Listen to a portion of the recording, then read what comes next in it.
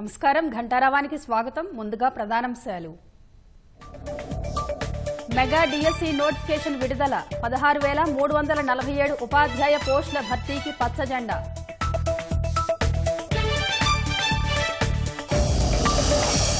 CM చంద్రబాబుకు జన్మదిన శుభాకాంక్షల వెల్లువ. AP అభివృద్ధికి అవిశ్రాంతంగా పనిచేస్తున్నారని ప్రధాని ప్రశంస.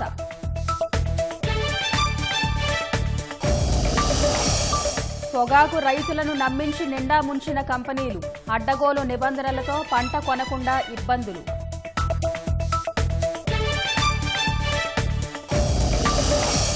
ఈ నెల 22, 23 తేదీల్లో సౌదీలో ప్రధాని పర్యటన.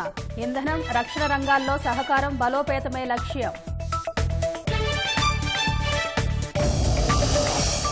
షేక్ హసీనా కోసం ఇంటర్పోల్ను ఆశ్రయించిన బంగ్లాదేశ్. రెడ్ కార్నర్ నోటీసులు జారీ చేయాలని వినతి.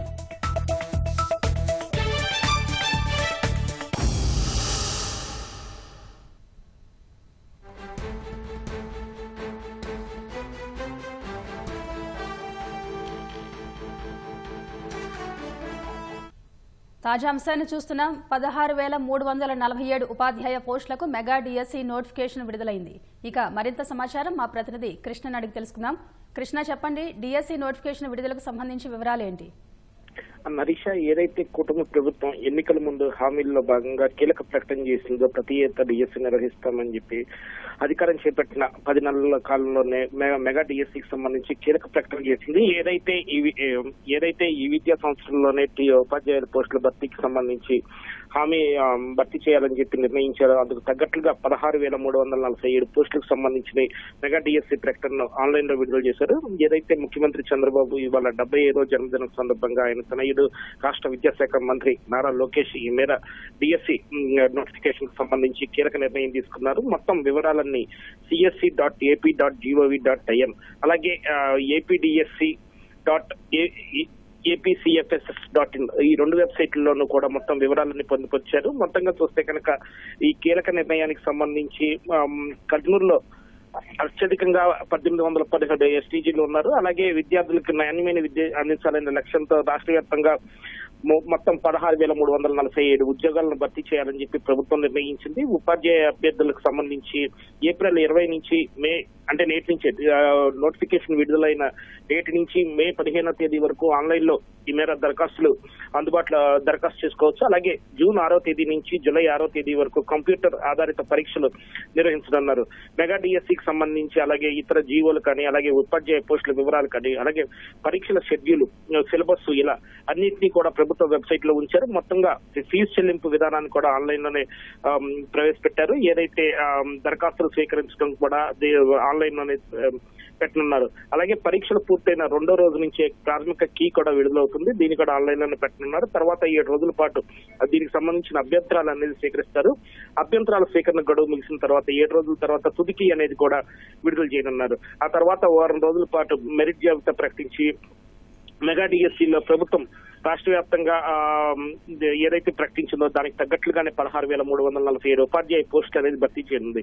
వీటిలో జిల్లా స్థాయిలో దాదాపు 14,088 అలాగే రాష్ట్ర స్థాయిలో 2,259 పోస్టులు ఉన్నాయి. అలాగే ప్రభుత్వ, జిల్లా, మండల పరిషత్ అలాగే పురపాలక గిరిజన ఆశ్రమ పాఠశాలలు ఏవైతే ఉన్నాయో వాటన్నిటికీ సంబంధించి కూడా ఖాళీలు జిల్లా స్థాయిలో నియామకాలు అనేది చేపట్టనున్నారు. అలాగే బదిలీలు, అంధ పాఠశాలలు, ఏపీ రెసిడెన్షియల్, ఏపీ ఆదర్శ పాఠశాలలు, సాంఘిక, బీసీ, గిరిజన సంక్షేమ పాఠశాలల పోస్టులను కూడా రాష్ట్ర జోనల్ స్థాయిలోనే భర్తీ చేయనున్నారు. మొత్తంగా చూస్తే కనుక ప్రభుత్వ, జిల్లా, మండల పరిషత్ అలాగే పురపాలక పాఠశాలలో కూడా మొత్తం 13,192 ఖాళీలు ఉండగా గిరిజన ఆశ్రమ పాఠశాలలో 881 ఖాళీలు, అలాగే జువైనల్ పాఠశాలలో 15, రాష్ట్ర స్థాయిలో భర్తీ చేసే బదిలీలు అలాగే అందులో పాఠశాలలో 31 పోస్టులు ఉన్నాయి. ప్రిన్సిపల్, ఎస్టీజీలు సంబంధించి పేపర్ 1 ఆంగ్ల భాష నైపుణ్య పరీక్ష కూడా నిర్వహించుకున్నారు. మొత్తంగా చూస్తే ఈ 16,347 ఉపాధ్యాయుల పోస్టుల భర్తీ అనేది చాలా కాలం తర్వాత ఒక మెగా డిఎస్సి ద్వారా కూటమి ప్రభుత్వం ఏదైతే గతంలో తెలుగుదేశం ప్రభుత్వం 2014-19 మధ్య అధికారంలో ఉన్నప్పుడు ఇచ్చిన డిఎస్సి తర్వాత మరోసారి ఈ మెగా డిఎస్సి అనేది చెప్పాలి. గత 5 ఏళ్ల నుంచి కూడా ఎప్పుడెప్పుడు అని ఎదురు చూస్తున్న నిరుద్యోగులకు మాత్రం ఇది పెద్ద శుభార్త అని చెప్పాలి. నరీష, ధన్యవాదాలు కృష్ణ.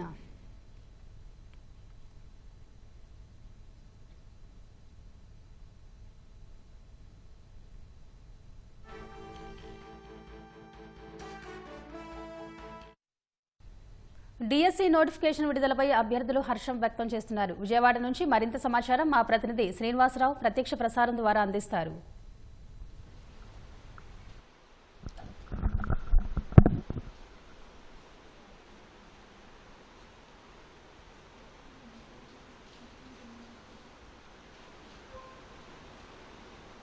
Thank you నరీష. ఏపీ వ్యాప్తంగా కూడా నిరుద్యోగులు సంబరాలు చేసుకుంటున్నారు. కూటమి ప్రభుత్వం అధికారంలోకి వచ్చిన తర్వాత మెగా డిఎస్సిని ప్రకటించడంతో డిఎస్సి కోసం ఎదురు చూస్తే అభ్యర్థులంతా కూడా సంతోషం వ్యక్తం చేస్తున్నారు. ప్రస్తుతం మనతో డిఎస్సి అభ్యర్థులు ఉన్నారు, వారితో మాట్లాడదాం. చెప్పండి మేడం, ఎట్లా అనిపిస్తుంది? ఎంత మెగా డిఎస్సిని ఈరోజు విడుదల చేయడం జరిగింది, ఎప్పటి నుంచో కూడా మీరు ఉపాధ్యాయ పోస్టుల భర్తీ కోసం ఎదురు చూస్తూ ఉన్నారు, ఎట్లా అనిపిస్తుంది? చాలా సంతోషంగా ఉంది సార్. ముందుగా ముఖ్యమంత్రి గారికి పుట్టినరోజు శుభాకాంక్షలు. మేము ఎప్పటి నుంచి ఎదురు చూస్తున్నందుకు, మాకు నోటిఫికేషన్ ఇచ్చినందుకు చాలా సంతోషంగా ఉంది. అలాగే మాకు రివిజన్ చేసుకోవడానికి కూడా ఒక 90 రోజులు టైం ఇస్తే బాగుంటుందని మేము ఈ మీడియా ద్వారా ముఖ్యమంత్రి గారిని వేడుకుంటున్నాము. ఇచ్చినందుకు చాలా సంతోషంగా ఉంది. మీరు ఎప్పటి నుంచి ప్రిపేర్ అవుతున్నారు మేడం ఈ డిఎస్సి కోసం? డిఎస్సి కోసం ఒక 4 ఇయర్స్ నుంచి ప్రిపేర్ అవుతున్నాం సార్. మేము నోటిఫికేషన్ ఇచ్చినందుకు చాలా సంతోషంగా ఉంది సార్. ముందుగా చంద్రబాబు నాయుడు గారికి పుట్టినరోజు శుభాకాంక్షలు.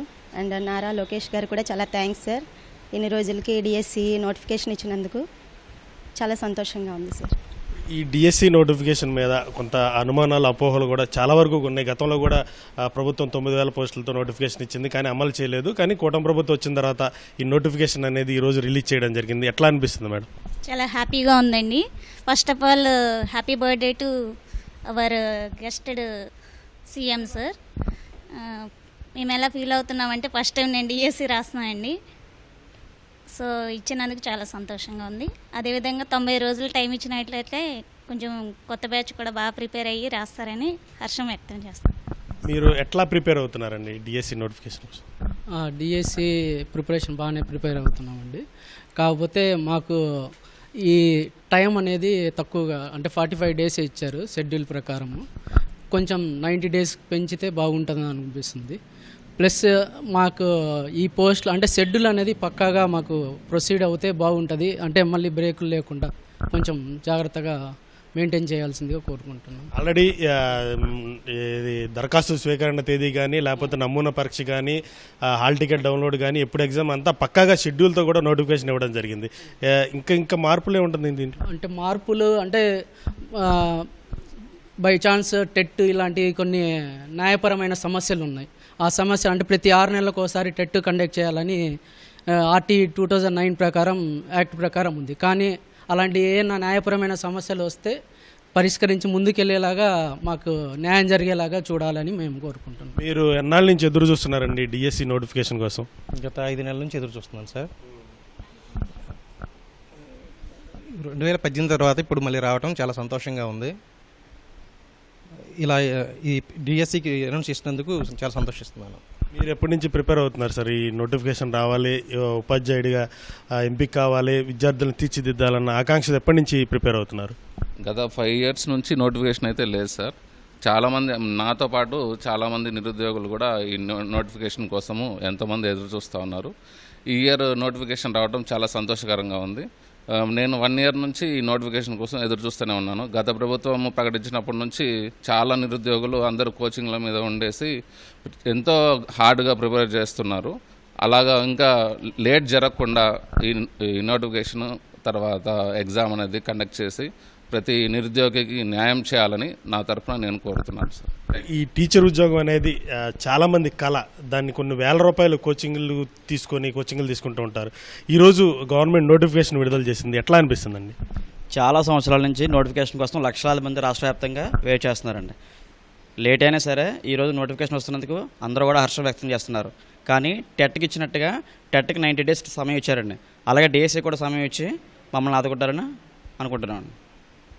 రైట్. మొత్తంగా రాష్ట్ర వ్యాప్తంగా కూడా డిఎస్సి అభ్యర్థులు హర్షం వ్యక్తం చేస్తున్నారు. ఈరోజు భారీగా మెగా డిఎస్సి నోటిఫికేషన్ విడుదల చేయడం పట్ల సంతోషం వ్యక్తం చేస్తున్నారు. ఈ ఉపాధ్యాయ పోస్టుల భర్తీ కోసం తాము ఎప్పటి నుంచో ఎదురు చూస్తున్నాము. ఈరోజు రాష్ట్ర ప్రభుత్వం ముఖ్యమంత్రి చంద్రబాబు జన్మదిన సందర్భంగా నోటిఫికేషన్ విడుదల చేయడం సంతోషంగా ఉందంటూ కూడా అభ్యర్థులు హర్షం వ్యక్తం చేస్తున్నారు. ఇది పరిస్థితి. ముఖ్యమంత్రి చంద్రబాబు 75వ పుట్టినరోజు సందర్భంగా కాసేపట్లో సభాపతి అయ్యన్నపాత్రుడు, ఉపసభాపతి రఘురామకృష్ణరాజు అసెంబ్లీలో 2 పుస్తకాల ఆవిష్కరించనున్నారు. సీఎం చంద్రబాబు తన సుదీర్ఘ రాజకీయ జీవితంలో ఉమ్మడి ఆంధ్రప్రదేశ్ శాసనసభలో చేసిన ప్రసంగాలకు సంబంధించి 2 పుస్తకాలను జయప్రద ఫౌండేషన్ ప్రచురించింది. ఈ పుస్తకాలను తెలుగుదేశం పొలిట్ బ్యూరో సభ్యుడు, మాజీ ఎమ్మెల్సీ టీడీ జనార్దన్, సీనియర్ పాత్రికేయులు, రచయిత విక్రమ్ పూల రూపొందించారు. చంద్రబాబు 75వ జన్మదినం సందర్భంగా స్వర్ణాంధ్రప్రదేశ్ సారథి నారా చంద్రబాబు నాయుడు అసెంబ్లీ ప్రసంగాల పేరుతో ప్రచురించిన 2 సంపుటాలను ఆవిష్కరించనున్నారు. ఈ కార్యక్రమంలో కేంద్ర మంత్రి పెంబసాని చంద్రశేఖర్, కేంద్ర మాజీ మంత్రి P Ashok Gajapathiraju, senior పాత్రికేయుడు Venkatanarayana పాల్గొనున్నారు.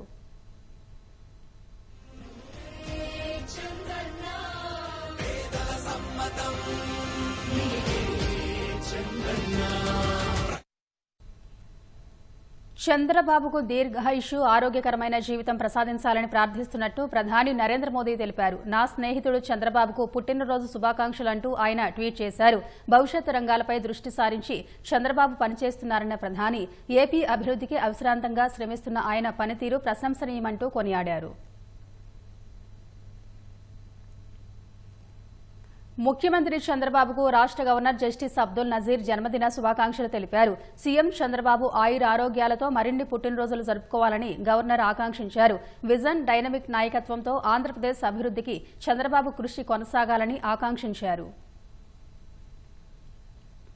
CM చంద్రబాబుకు డిప్యూటీ సీఎం పవన్ కళ్యాణ్ జన్మదిన శుభాకాంక్షలు తెలిపారు. ఆర్థికంగా కుంగిపోయి అభివృద్ది అగమ్య గోచరంగా తయారై శాంతి భద్రతలు క్షీణించిపోయిన రాష్ట్రం ప్రగతిని పునరుజ్జీవం చేయడం చంద్రబాబు లాంటి దార్శనికునికి మాత్రమే సాధ్యమని కొనియాడారు. 4గోసారి ముఖ్యమంత్రిగా బాధ్యతలు నిర్వర్తిస్తున్న చంద్రబాబు విజన్, నిరంతరం పనిలో చూపే ఉత్సాహం అద్భుతమన్నారు. భవిష్యత్తును ముందుగానే అంచనా వేసి అందుకనుగుణంగా వ్యవస్థలను నడిపించే విధానం స్ఫూర్తిదాయకమన్నారు. వజ్రోత్సవ జన్మదిన శుభ సమయాన చంద్రబాబుకి సంపూర్ణ ఆయుష్, ఆనందం ప్రసాదించాలని భగవంతుణ్ణి ప్రార్థిస్తున్నానన్నారు. తెలుగుదేశం కేంద్ర కార్యాలయం ఎన్టీఆర్ భవన్లో చంద్రబాబు పుట్టినరోజు వేడుకలు జరుగుతున్నాయి. పల్లా శ్రీనివాసరావు మాట్లాడుతున్నారు. ప్రత్యక్ష ప్రసారం ద్వారా చూద్దాం. కుటుంబ సభ్యుల తరపున, గాజువాక ప్రజల తరపున వారికి మనస్ఫూర్తిగా అభినందనలు, ధన్యవాదాలు తెలియజేస్తున్నా. అలాగే వెంకటేశ్వర గారు, గుమ్మడి గోపాలకృష్ణ గారు, వారు మాట్లాడితే చాలు ఒక ఆ స్వరాలు ఉట్టుపడుతుంటాయి ఆయన మాటలోనే, పలుకులోనే. నిజంగా వారు ఈరోజు ఒక మంచి పాట రాశారు. ఇవే కాదు, ఇందాకలా మా అచ్చన్న గారు చెప్పినట్టుగా బాబు గారు అక్రమంగా నిర్బంధించినప్పుడు కూడా ఒక మంచి పాట రాశారు. వారు కూడా ఈ సందర్భంగా ఆ కలమ తల్లి యొక్క ఆశీస్సులు ఎప్పుడూ ఉండాలని, అలాగే తెలుగుదేశం పార్టీ కుటుంబ సభ్యుల తరపున, గాజువాక ప్రజల తరపున వారికి మనస్ఫూర్తిగా అభినందనలు, ధన్యవాదాలు తెలియజేస్తున్నాను. అలాగే యూట్యూబ్ ఛానల్ స్టార్ట్ చేసినట్టు వరకు కూడా ఈ సందర్భంగా నేను మనస్ఫూర్తిగా అభినందనలు తెలియజేస్తున్నా. మరొక మారు ఈరోజు మనం ఇక్కడ గ్యాదర్ అయ్యామంటే తెలుగుదేశం పార్టీని కంటికి రెప్పలాగా గత 42 సంవత్సరాలుగా కాపాడుకుంటూ నడిపిస్తున్నటువంటి తీరు, కీర్తిశేషులు నందమూరి తారక రామారావు గారి యొక్క ఆశయాల్ని కొనసాగిస్తున్నటువంటి తీరు కనుక మనందరం కూడా ఈ సందర్భంగా తెలుగుదేశం పార్టీ కుటుంబ సభ్యులందరికీ కూడా మనలో చిన్న పొరపొచ్చులు ఉండొచ్చు, అందరికీ న్యాయం చేసేటువంటి పరిస్థితి లేకపోవచ్చు, కొంతమంది తెలివైన వాళ్ళకి అవకాశాలు అందిపుచ్చుకున్నటువంటి లాక్కులేనటువంటి పరిస్థితులు ఉండొచ్చు. కానీ మనందరం కూడా చంద్రానికి మనం ఆయనకి అండగా ఉండాలి, మనం ముందుకు వెళ్ళాలని చెప్పి తెలియజేస్తూ మరొక మారు నేను తెలుగుదేశం పార్టీ కుటుంబ సభ్యుల తరఫున, గాజువాక ప్రజల తరఫున మా చంద్రన్న గారికి, చంద్రబాబు నాయుడు గారికి, తెలుగుదేశం పార్టీ జాతీయ అధ్యక్షుల వారికి నేను మనస్ఫూర్తిగా జన్మదిన శుభాకాంక్షలు తెలియజేస్తున్నాను. నమస్కారం. ఇందులో పాల్గొన్నటువంటి ప్రతి ఒక్కరు కూడా నేను ధన్యవాదాలు తెలియజేస్తున్నాను. నమస్కారం.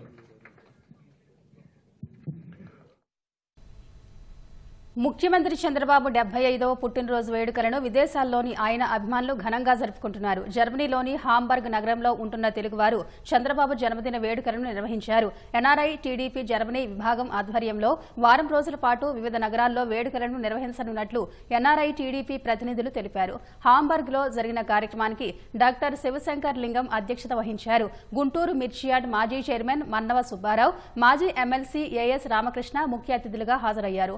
ఉమ్మడి రాష్ట్రం నవ్యాంధ్రకు చంద్రబాబు చేస్తున్న సేవలను వక్తలు కొనియాడారు.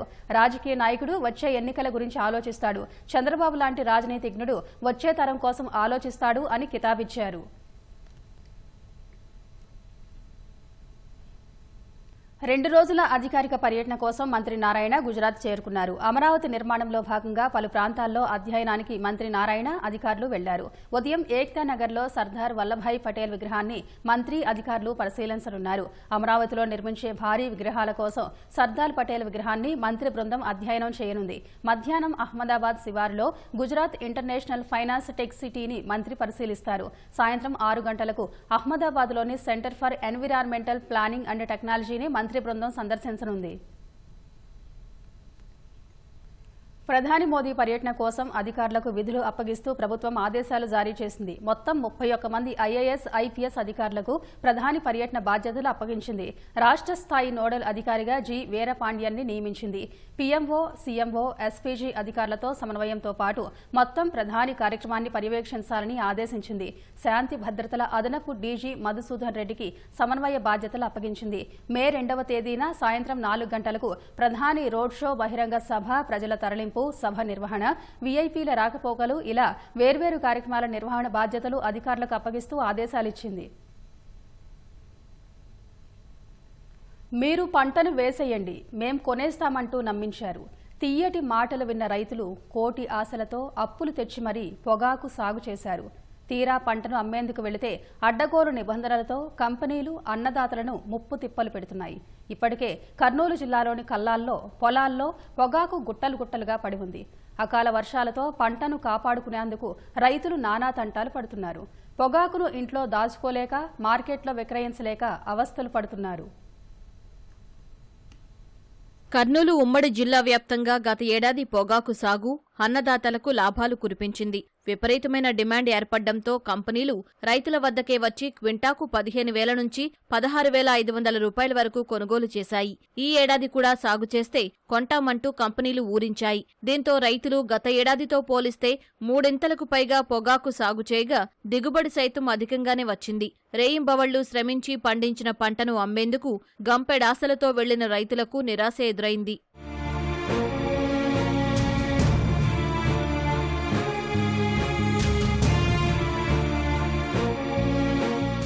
సాధారణంగా అన్ని పంటల్లా వ్యవసాయ మార్కెట్కు వెళ్లి పొగాకును విక్రయించే అవకాశం లేదు. పొగాకు కంపెనీలు తాత్కాలికంగా ఏర్పాటు చేసిన కొనుగోలు కేంద్రాలకు వెళ్లి విక్రయించాలి. పంటను తీసుకెళితే పొగాకు నాణ్యత లేదంటూ, తడిచిపోయిందంటూ అనేక కొర్రీలతో రైతులను ఇబ్బంది పెడుతున్నారు. కొందరు వ్యాపారులు నామమాత్రపు ధరలు చెల్లించి రైతులను దగా చేస్తున్నారు. క్వింటాకు 5-6 వేలకు మించి ధర పలకడం లేదని రైతులు వాపోతున్నారు. ఇంకొంతమంది పొగాకును అసలు కొనకుండానే వెనక్కి పంపుతున్నారు. ఫస్ట్ నాటకం అని చెప్పి రైతులకి చాలా మోసం చేసినారు. నాటుకున్న తర్వాత ఫస్ట్ 10-15 రోజుల వరకు బాగున్నారు. తర్వాత ఇదే ఇబ్బంది పెడుతున్నారు. అంటే వాళ్ళు చెప్పిన ప్రకారమే తీసుకుపోయినాం. వాళ్ళు మాకు ఇంకా డై ఉండాలంటాం. ఇట్లా రాలిపోతే ఏం చేయాలి? మేము పట్టుకుపోయినాక తీసుకుపోయినాక మాకు సరిపోయిన రేట్ వేస్తలేరు. వాళ్ళు ఫిక్స్ రేటు 15,500 అని చెప్తున్నారు. కన్యక తెచ్చి పెడుతున్నాం. ఇక్కడ వర్షాలు స్టార్ట్ అయినాయి. ఇంకా మేము ఏ పరిస్థితి పడాలి? మేము రైతులు. నేను 10 ఎకరాలు చింత సుఖపరిని 20 ఏమంటారు, 12 కొంటారు, 8 వాపస్ అంటారు. అది కారణం. అది తేవాల మళ్ళీ ఏడ్చుకోవాలా, వాతావరణానికి పట్టలేక ఇబ్బంది పడుతున్నారు రైతులు మొత్తం.